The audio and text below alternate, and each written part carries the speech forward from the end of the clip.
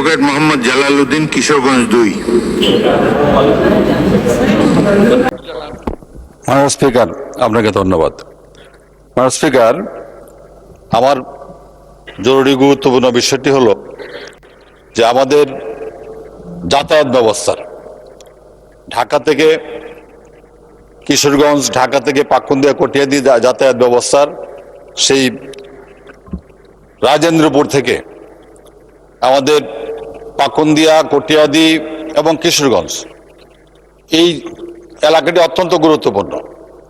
এখানে কিশোরগঞ্জ জেলার এবং নেত্রকোনা এবং ময়মনসিংহের একটা অংশের মানুষ এই এলাকা দিয়ে যাতায়াত করে এবং এই কটিয়াদি, পাকুন্দিয়া কৃষি নির্ভর এলাকা এবং এখানে প্রচুর সবজি উৎপাদিত হয়। এই পরিবহনের জন্য এই রাজেন্দ্রপুর থেকে কটিয়াদি পর্যন্ত রাস্তা এত সরু এবং এত আঁকাবাঁকা যে সেখানে ড্রাইভার আছে, মানে স্পিকার, গাড়ি চালাতে পারে না। আমরা ঢাকা শহরের খুব কাছাকাছি থাকা সত্ত্বেও যে কিশোরগঞ্জের সীমানা হলো গাজীপুরের সাথে, এই গাজীপুর পার হয়ে আমাদের কিশোরগঞ্জ ঢাকা আসতে আমাদের 5 ঘন্টা 6 ঘন্টা সময় লেগে যায়।